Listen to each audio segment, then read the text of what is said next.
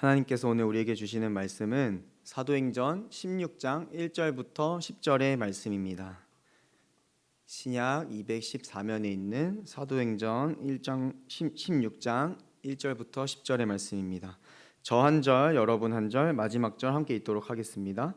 바울이 더베와 루스드라에도 이름에 거기 디모데라 하는 제자가 있으니 그 어머니는 믿는 유대 여자요 아버지는 헬라인이라.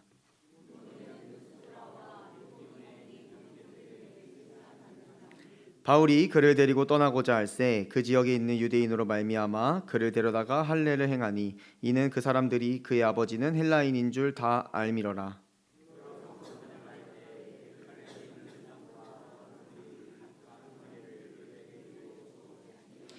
이에 여러 교회가 믿음이 더 굳건해지고 수가 날마다 늘어가니라.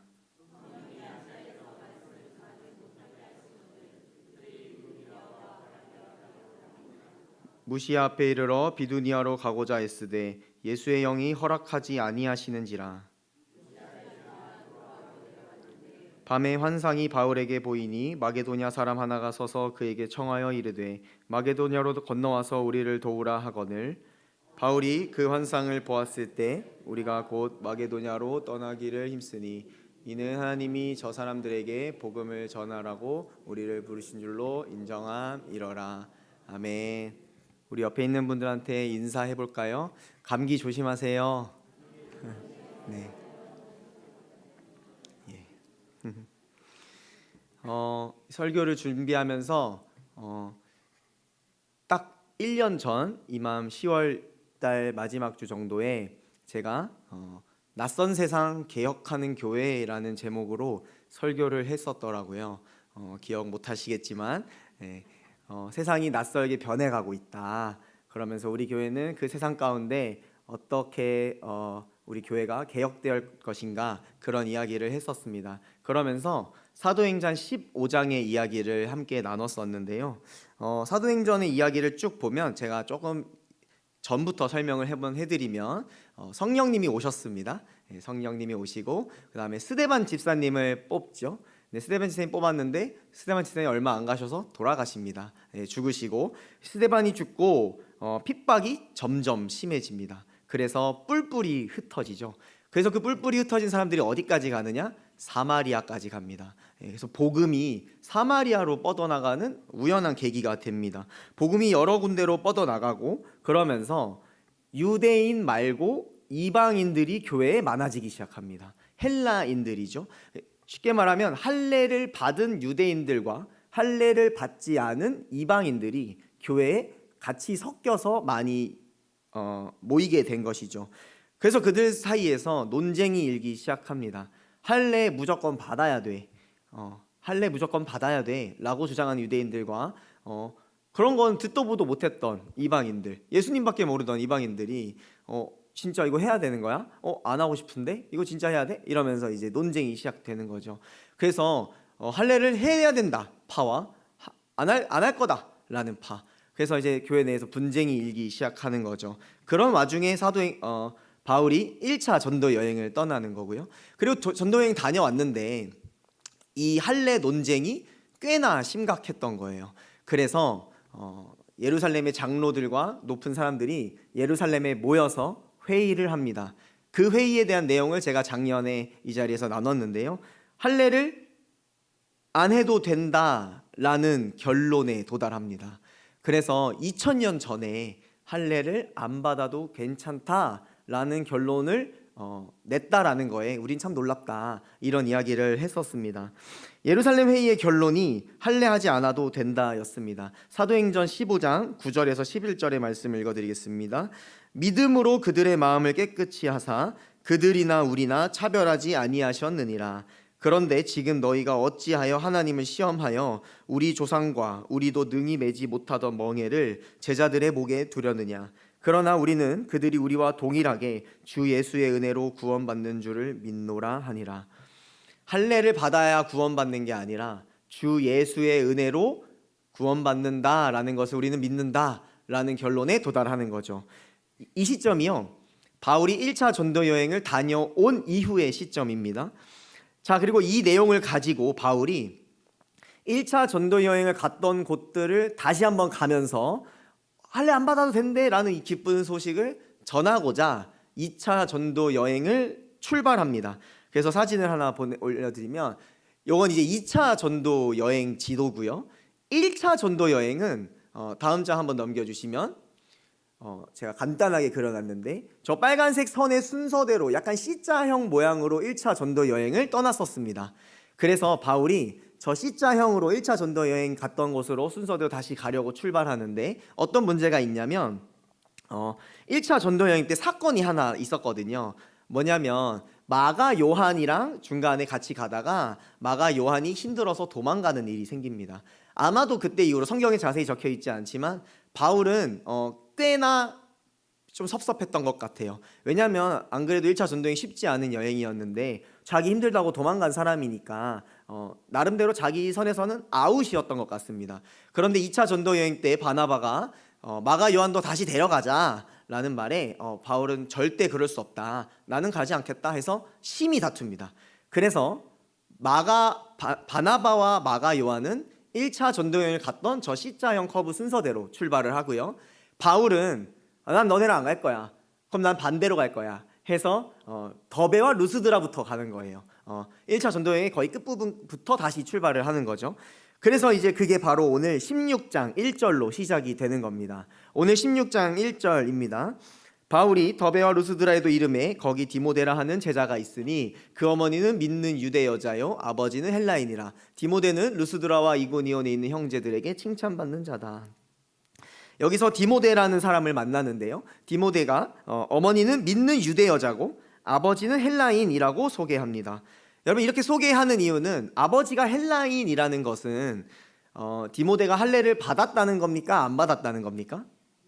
예, 안 받았다는 거죠. 원래 유대 율법상 난지 8일 만에 할례를 해야 했습니다. 그래서 유대 아버지라면은 자식도 할례를 했겠지만 아버지가 헬라인이기에 디모데가 할례 받지 않았다라는 사실을 그 지역 모든 사람들이 다 알고 있던 사실이었다라는 거죠. 그런데 3절에 이상한 말이 나옵니다. 우리 3절을 함께 읽어보겠습니다. 시작. 바울이 그를 데리고 떠나고자 할새 그 지역에 있는 유대인으로 말미암아 그를 데려다가 할례를 행하니 이는 그 사람들이 그의 아버지는 헬라인인 줄 다 알미러라. 디모데를 데려다가 할례를 했다는 겁니다. 여러분, 아까 말씀드렸지만 이 2차 전도 여행에 시작하게 된 이유가 뭐였다고요?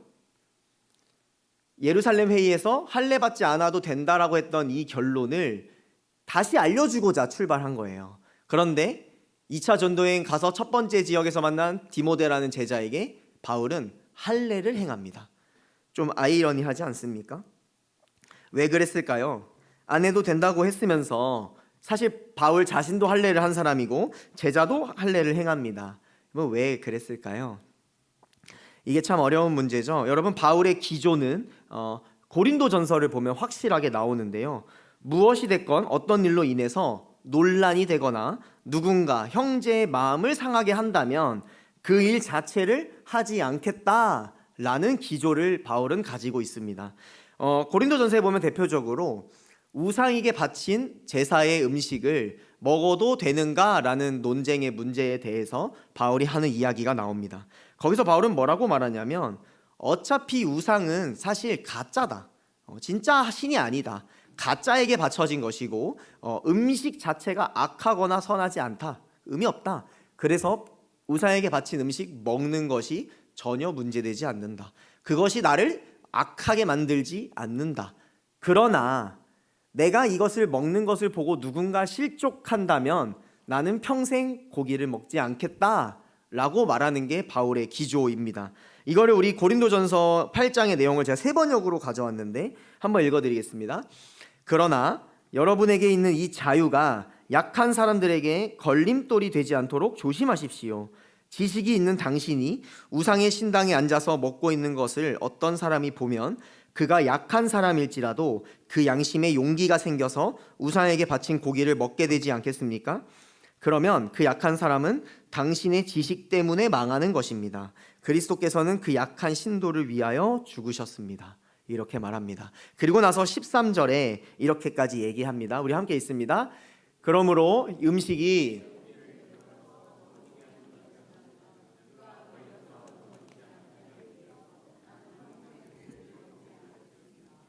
이게 바로 바울의 기조입니다. 여러분, 할례 해도 되고 안 해도 된다. 고린도전서에서 말하거든요. 할례 한 사람은 할례 한 대로 살아가고 할례 안 한 사람은 할례 안 한 대로 살아가고 각자의 은사의 부르심에 맞게 그 자리에서 행하라 라고 말합니다. 그런데 만약 안 했다는 것 때문에 누군가 썩 마음이 좋지 않고 누군가 복음을 제대로 듣지 못하고 복음이 훼손된다면, 그래서 바울은 디모데를 할례한 거죠. 바울은 이방인을 향한 복음을 전하고자 하는 마음도 뜨거웠지만 자기의 동족들 유대인에게도 복음을 꼭 전하고 싶었던 것 같아요. 왜냐하면 여러분, 바울에 대해 잘 아시지 않습니까? 바울은 유대인이고요, 가말리엘의 제자였고 율법을 통달한 사람이었고, 그런데 그런 사람이 예수 믿는 사람 잡아다가 죽이던 사람이었습니다. 그런 사람이 예수님 만나서 변했으니 자기와 비슷한 삶을 갖고 있는 유대인들이 얼마나 아픈 손가락이었겠습니까? 그들도 복음을 꼭 나처럼, 예수님을 꼭 나처럼 만났으면 좋겠다라는 마음이 여기서 느껴지는 거죠. 그래서 바울은 디모데에게 할례를 행합니다. 그래서 5절에 보면 이렇게 말하죠. 이에 여러 교회가 믿음이 더 굳건해지고 수가 날마다 늘어갔다. 믿음이 더 굳건해지고 수가 날마다 늘어갔다. 여러분, 우리도 이렇게 하기를 소망합니다. 저는 이게 지혜지 않을까 생각합니다. 분명 할례 안 해도 된다고, 그냥 데리고 다니고 충분히 할 수 있지 않습니까? 디모데 데리고 다니면서 할례 안 해도 돼요 여러분, 이렇게 말할 수 있는데 과연 이렇게 했다면 이방인 복음에는 성공했을지 몰라도 유대인에게 복음을 전하는 것은 성공할 수 있었을까라는 생각을 합니다. 제가 1년 전에 15장에 대한 이야기를 할 때는 제가 16장도 읽었었는데 이 구절이 눈에 들어오지 않았던 것 같아요. 그런데 1년이 지나고 또 사도행전을 쭉 묵상하니까 새롭게 이런 것들이 막 눈에 보이는 거죠. 1년이 지나고 나니까 1년 전에 나는 꽤나 거칠었구나, 꽤나 이 할례를 하지 않아도 된다는 거에 초점이 맞춰져 있었구나. 그러나 바로 다음 장에 가니까 바울의 기조가 이방인들뿐만 아니라 유대인들의 마음까지도 고려하는 꽤나 뜨겁지만 따뜻한 그런 마음의 소유자였던 것 같다라는 생각을 하게 되었습니다. 그리고 나서 두 번째 주제인데요, 바울과 바나바가 이제 이 편지를 들고 아시아 1차 여행 갔던 곳들을 다시 가려고 했지 않습니까? 그래서 바울은 다른 곳으로 먼저 출발을 했고요. 그리고 나서 6절이랑 7절에 보니까 성령이 아시아에서 말씀을 전하지 못하게 했다라고 합니다. 무슨 말이냐면 1차 전도 여행을 갔던 곳으로 가지 못하게 했다라는 것입니다. 1차 전도 여행 갔던 곳에 다시 가서 이 할례 하지 않아도 된다는 걸 전해주고 싶었는데 성령, 예수의 영이 가지 못하게 했다는 것입니다. 그리고는 환상이 보입니다. 9절과 10절입니다. 밤에 환상이 바울에게 보이니 마게도냐 사람 하나가 서서 그에게 청하여 이르되 마게도냐로 건너와서 우리를 도우라 하거늘 바울이 그 환상을 보았을 때 우리가 곧 마게도냐로 떠나기를 힘쓰니 이는 하나님이 저 사람들에게 복음을 전하라고 우리를 부르신 줄로 인정함이러라. 지도를 보여주시면 지금 이 환상을 저기 제가 동그라미 쳐놓은 드로아라는 지역에서 보게 됩니다. 1차 전도 여행은 저기 더베 루스드라와 그 아래쪽 이제 아시아로 가야 되는데 예수의 영이 막으셨고 드로아로 가게 됩니다. 그리고 드로아에서 환상을 보아서 마게도냐로 넘어가라 라는 환상을 보죠. 마게도냐는 바로 왼쪽에 있는 빌립보, 데살로니가, 베레아가 있는 지역입니다. 유럽으로 가는 길인 거죠. 마게도냐로 와라 라는 환상을 보게 되어서 바울은 아시아로 가고 싶었으나 마게도냐로 가게 됩니다. 여러분, 사도행전을 처음부터 쭉 한번 읽어보시면 지금 이 초대교회에 예상치 못한 일들, 또 원치 않은 일들이 계속해서 일어납니다. 그런데 시간이 지나서 보니까 다 한치의 오차도 없는 하나님의 계획이었음을 우리는 알게 됩니다. 바울도 아시아로 가려 했는데 예수의 영이 막습니다. 그리고는 마게도냐, 흔히 유럽으로 가는 복음의 문이 저때 열리게 되는 거죠. 그래서 우리가 들어본 빌립보, 데살로니가, 고린도 이런 지역들, 현재의 트리키에 지역으로 가게 된 것이죠. 여러분, 하나님이 결국 가고자 하는 방향으로 저와 여러분을 이끌어갑니다. 상황이 우리를 내몰아갑니다. 초대교회처럼요. 스데반이 죽었고 바울이 회심했고 베드로가 환상을 보았고 여러 상황 겪으면서 깨지고 할례를 안 해도 된다는 결론에 이르렀고 바울이 아시아로 가려고 했는데 마게도냐로 가게 되었고, 여러분 결국 주님 원하는 뜻대로 이끌어 가십니다. 다만 우리는 그 순간을 눈치채기가 어려울 뿐이죠. 예상하거나 원하는 상황이 아니었으니까요. 여러분 우리의 삶도 그렇습니다. 여러분의 삶을 한번 돌아보시면 생각보다 여러분이 선택한 것들이 많이 없을 겁니다. 어쩔 수 없는 상황에 내몰려 선택하셨을 겁니다. 여러분의 부모님을 선택하지 않으셨죠. 그리고 여러분의 성별도 선택하지 않으셨고요. 여러분의 국적도 선택하지 않으셨습니다. 대학도 직장도 내가 선택한 것 같지만 사실 선택할 수 있는 선에서 선택한 거죠. 우린 다 서울대 가고 싶지 않았겠습니까? 선택할 수 있는 선에서 선택한 거죠. 여러분 그런 말이 있습니다. 지하철을 타면 우리는 일직선으로 쭉 가는 것처럼 보이지만 돌아온 길을 옆 칸을 보게 되면 굽이치는 게 보인다. 우린 알게 모르게 굽이치며 가고 있었다라는 거죠. 아마 저보다 다 저 오래 사신 분들이시기에 더 잘 아시겠지만 여러분 한번 과거를 한번 떠올려 보시면 그때 내가 이런 선택을 했다면 어땠을까? 와, 그땐 진짜 힘들었는데, 그땐 정말 이해 안 됐는데, 그때 내 선택이, 그때 그 상황이 나를 여기까지 올 수 있게 해줬구나. 내가 만약 그때 선교를 가지 않았더라면, 내가 그때 그 기도를 하지 않았더라면, 그때 내가 내 배우자를 만나지 않았더라면, 이건 아닌가요? 그런 생각 해보지 않으셨나요? 다시 현재로 돌아와 보면 여러분 현재에도 비슷한 것들이 많이 있을 겁니다. 예기치 않은 일들, 상황들, 또 나를 힘들게 하는 문제들, 또 특별히 자녀들과의 문제들. 여러분 특히 자녀들과의 문제가 가장 크겠죠. 여러분들도 부모가 처음이고 자녀들도 자녀가 처음입니다. 서툴고 생채기 내며 서로 아프고 싸우기도 하죠. 이 과정이 지금은 힘들지라도 시간이 지나서 돌아볼 때 결국 하나님의 선한 일의 일부분, 하나님의 선한 계획 속의 일부분일 줄로 저는 확신합니다. 그래서요, 여러분, 저는 요즘 큰 고민이 많이 없습니다. 올해 부활절 이후부터 제가 사도행전 설교를 청소년부에서 계속 하고 있는데요. 사도행전 설교를 막 하면서 복음 전하는 이야기를 하면서 케냐 선교까지 다녀와서 또 아이들과 케냐 선교에 힘을 싣고 등등등 시간이 지났는데요. 시간이 지나고 보니까 초대교회에 성령이 일하셨던 것처럼 저와 또 청소년부에 또 상일교회에 성령님이 인도하고 계시고 일하고 계심을 느낍니다. 성경을 볼 때마다 느낍니다. 그래서 여러분 저는 요즘 큰 고민이 없습니다. 원래 10월 11월 이맘때쯤 되면 사역자들은 고민이 많아집니다.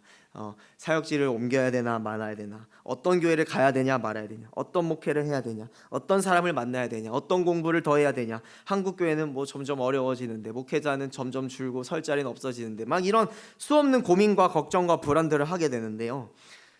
저는 요즘 굉장히 평안합니다.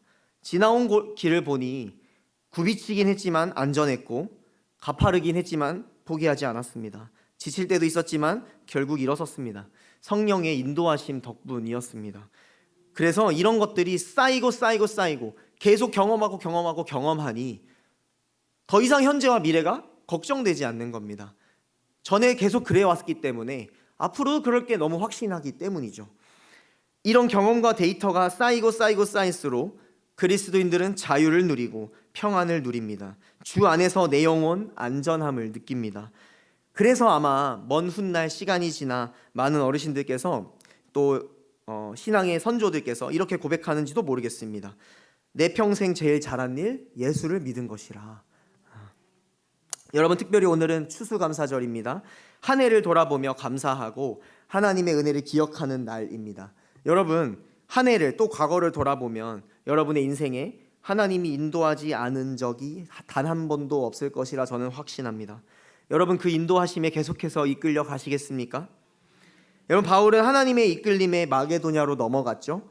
그러나 마게도냐에서의 삶이 평탄하지 않았습니다. 빌립보에서는 두들겨 맞은 다음에 감옥에 갇혔고요. 아덴에서는 수없이 논쟁했고요. 에베소에서는 원형극장에 끌려가 죽을 뻔했습니다. 여러분, 그래도 하나님 인도하심에 이끌려 가시겠습니까? 아멘이 크게 작아졌습니다. 그래도 하나님 인도하심에 이끌려 가시겠습니까? 순간순간 이해되지 않고 어려움이 있을 수 있지만 그 과정을 보내고 굽이치고 나면 꽤나 멋진 그리스도인이 되어 있는 우리 자신을 보게 되리라 믿습니다. 그래서 오늘 추수감사절 특별히 여러분, 하나님의 인도하심에 감사하시고 또 앞으로도 내 삶을 하나님의 인도하심에 맡기겠습니다, 그 과정을 즐기며 하나님과 함께 걷겠습니다 고백하는 여러분 되시기를 축복합니다. 사랑하는 여러분, 오늘 두 가지의 이야기를 했습니다. 첫 번째는 그리스도인의 기준은 할례를 하지 않아도 된다고 했던 바울이 디모데를 할례시킨 것처럼 형제를 실족하지 않게 하려는 기조를 가져야 한다. 우리의 어떠한 말과 행동과 선택은 우리에게 보내주신 옆에 있는 동역자와 형제들을 보호하고 실족하지 않게 하는 것이다 라는 것입니다. 그래서 여러분에게 도전하는 것은 바울이 했던 것처럼 지식에 걸려 넘어지지 않도록 조심하십시오. 바울이 2000년 전 고린도에 했던 그 이야기를 저와 여러분이 다시 한번 마음에 새기기를 소망합니다.